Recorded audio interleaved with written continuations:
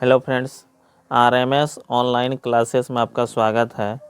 आज class 10th chemistry देखेंगे, जिसमें कि चैप्टर है अम्ल, क्षार और लवण। ठीक है। अम्ल देखिए किसे कहते हैं, समझिएगा। आर्हेनियस वैज्ञानिक के अनुसार देखिए क्या कहता है। अम्ल क्या है? वह पदार्थ, अम्ल वह पदार्थ है जो जल में घुलकर H+ आयन प्रदान करता है, उसे क्या कहते हैं? अम्ल। अम्ल जो है H+ आयन, मतलब कि अम्ल उसको कहेंगे जो कि H+ आयन देता है, उसे अम्ल कहेंगे। जैसे कि HCl, देखिए H आगे में है तो ये अम्ल कहलाता है। ठीक है। और H2SO4 यानी सल्फ्यूरिक अम्ल, इसको कहते हैं HCl इन हाइड्रोक्लोरिक अम्ल। इसको कहते हैं H2SO4 यानी सल्फ्यूरिक अम्ल। इसको कहते हैं HNO3 यानी नाइट्रिक अम्ल। ठीक है। यानी जिसके आगे में सीधा याद रखिएगा H होगा, उसको क्या कहते हैं? अम्ल कहते हैं। ये वैज्ञानिक के अनुसार है। ठीक है। अब दूसरा जो है भस्म, देखिए क्या है। आर्हेनियस के अनुसार भस्म देखिए क्या कहता है, इसका परिभाषा। भस्म वह पदार्थ है जो जल में घुलकर OH आयन प्रदान करता है, OH- आयन प्रदान करता है। ध्यान दीजिएगा। ठीक है। जैसे NaOH, जिसके पीछे में OH लगा रहे, समझ जाइए क्या है? भस्म है। और KOH ETC इसी प्रकार से और सब होगा। ठीक है। अब अम्ल और क्षार को, या क्षार कहिए या भस्म को पहचानने का नियम समझिएगा। ध्यान दीजिएगा, बहुत अच्छे से समझ में आ जाएगा। अम्ल के बारे में देखिए क्या कहता है। जिसके आगे H+ स्थित हो उसे अम्ल कहेंगे। जिसके आगे H+ और जिसके पीछे OH- हो। ठीक है। तो H+ जिसके आगे में होगा तो उसको क्या कहेंगे? अम्ल। देखिए H है, इसमें भी H है, इसके में H है कि नहीं? तो इस तरह से ये सब क्या कहलाता है? अम्ल। अम्ल देखिए जैसे HCl को क्या कहता है? हाइड्रोक्लोरिक अम्ल, नाम याद रखना है। दूसरा H2SO4 सल्फ्यूरिक अम्ल। तीसरा HNO3 नाइट्रिक अम्ल। और चौथा H2CO3 कार्बोनिक अम्ल। और चौथा पांचवा जो है H3BO3 बोरिक अम्ल। ठीक है। एक अपवाद है, आप लोग याद रखिएगा। जिसके आगे में H नहीं भी है वो भी क्या है? अम्ल है। जिसको क्या कहते हैं? CH3COOH एसिटिक अम्ल इसको कहते हैं। इसको दिमाग में रखना है। कौन सा अम्ल है? CH3COOH एसिटिक अम्ल। उसी प्रकार से भस्म के बारे में इधर देख लीजिए। भस्म जिसके पीछे क्या हो? OH। देखिए यहाँ पर OH है कि नहीं? सबके पीछे में OH है, उसको क्या कहते हैं? भस्म कहते हैं। तो जैसे पहला देखिए NaOH यानी सोडियम हाइड्रोक्साइड, OH को क्या कहता है? हाइड्रोक्साइड। KOH potassium hydroxide. ठीक है। इसी प्रकार से तीसरा नंबर देखिए MgOH मैग्नीशियम हाइड्रोक्साइड, यानी कि इनो जिसको कहते हैं, मैग्नीशियम हाइड्रोक्साइड, इनो। MgOH। अगला CaOH का होल 2 कैल्शियम हाइड्रोक्साइड। अगला है NH4OH यानी अमोनियम हाइड्रोक्साइड। NH4 रहेगा तो अमोनियम, और NH3 रहेगा तो अमोनिया कहते हैं, OH हाइड्रोक्साइड। ठीक है। अब आगे देखिए, समझिएगा थोड़ा सा।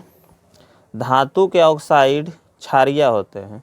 याद रखना है, धातु के ऑक्साइड क्या होते हैं? क्षारीय। धातु मतलब जिसको कि पीटने पर आवाज़ करे, टन टन झन झन जो बोलते हैं, यानी कि वो क्या होता है? क्षारीय। जैसे कि धातु पहला देखिए सोडियम, सोडियम जिसके अंत में यम लगा रहे हैं उसको क्या कहते हैं? धातु कहते हैं। यम देखिए इसमें है, इसमें भी यम है, इसमें भी यम है, तो ये सब धातु कहलाते हैं। वही धातु के ऑक्साइड, ऑक्साइड ओ लगा है, यहाँ पर ऑक्साइड हो गया। धातु के ऑक्साइड क्या होते हैं? क्षारीय होते हैं। ठीक है। तो Na2O sodium oxide, MgO magnesium oxide, CaO calcium oxide, ये सब क्या हुआ? धातु के ऑक्साइड क्या हुआ? क्षारीय, ये क्षारीय हो गया। अब धातु के ऑक्साइड देखिए अम्लीय होते हैं। जैसे कि अधातु के ऑक्साइड बोल रहे हैं। वो अधातु किसको कहते हैं? जितना भी गैस है वो सब क्या कहलाता है? अधातु। जैसे कि जिसके अंत में जन भी लगा रहे हैं, नाइट्रोजन, तो ये सब जो है, ऑक्सीजन, ये सब क्या हुआ? अधातु होता है। जैसे कि देखिए कार्बन, और यहाँ पर CO2 है, कार्बन डाइऑक्साइड, ये क्या होगा? कार्बन देखिए C कार्बन हुआ जो कि अधातु है, और O मतलब ऑक्साइड, तो कार्बन डाइऑक्साइड क्या हुआ? अधातु। तो अधातु का ऑक्साइड क्या होते हैं? अम्लीय होते हैं, इसको दिमाग में रखना है। फिर क्या लिखे हैं? Na2 नहीं, नाइट्रोजन डाइऑक्साइड या नाइट्रोजन ऑक्साइड। तो यहाँ पर क्या हुआ? Na2। अगला है sulphur dioxide, SO2 sulphur dioxide. तो सल्फर क्या हुआ? अधातु हुआ। इसके ऑक्साइड क्या होते हैं? अम्लीय होते हैं, इसको याद रखना है। ठीक है। तो इस प्रकार से अगला आप देखिए, इसी में जो कि पूछता है आप लोग को क्लास 10th में। देखिए एक क्वेश्चन आता है आप लोग को, आम्ल तथा भस्म में अंतर। आम्ल तथा भस्म में अंतर करने के लिए आता है, तो इसको ध्यान दीजिएगा आप लोग। आम्ल स्वाद में खट्टा होता है, ये जानते हैं आप लोग, आम्ल स्वाद में क्या होता है, खट्टा होता है, इसको याद रखना है।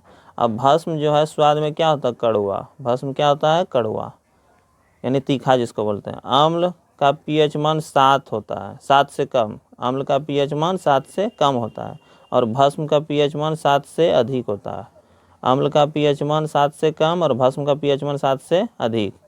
आम्ल जल में घुलकर H+ आयन, यहाँ पर देखिए H+ आयन, आम्ल जल में घुलकर H+ आयन प्रदान करता है, और भस्म जल में घुलकर OH- आयन प्रदान करता है। ठीक है, इसको याद रखना है। अगला देखिए तीसरा नंबर क्या कहता है, तीसरा नंबर हो गया। चौथा देखिए, आम्ल नीले या नीला लिटमस पत्र को लाल करता है। आम्ल क्या करता है, नीला लिटमस पत्र को लाल करता है। जैसे ट्रिक इसमें लिख दिए हैं, ओ नीला, दिमाग में रखिएगा, ओ नीला, ओ मतलब आम्ल और नी मतलब नीला को क्या करता है, लाल। ओ से आम्ल, नी से नीला, लो का लो लाल। आम्ल नीला को लाल करता है, दिमाग में इसको सेट करिएगा ना तो याद रह जाएगा। अब जब आम्ल नीला को लाल किया तो भस्म जो है क्या करेगा, लाल को नीला उल्टा हो जाएगा, एक ठो याद रखिएगा, दूसरा अपने याद हो जाएगा। ठीक है, तो यहाँ क्या कहता है, भस्म लाल लिटमस पत्र को नीला करता है। ठीक है, इसको याद रखना है। अगला देखिए, अभी बताए थे और धातु के ऑक्साइड क्या होते हैं, अम्लीय। और धातु के ऑक्साइड क्या होते हैं, अम्लीय। और धातु के ऑक्साइड क्या होते हैं, क्षारीय। यहाँ पर लिख दिए हैं, धातु के ऑक्साइड क्षारीय होते हैं।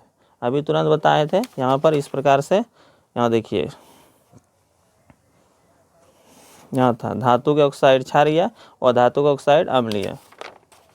ठीक है, तो इस प्रकार से हम जो है अंतर देख लिए। अब देखिए पीएच मान, पीएच स्केल का खोज सोरेनसन नामक वैज्ञानिक ने किया था 1919 ईस्वी में, इसको याद रखना है।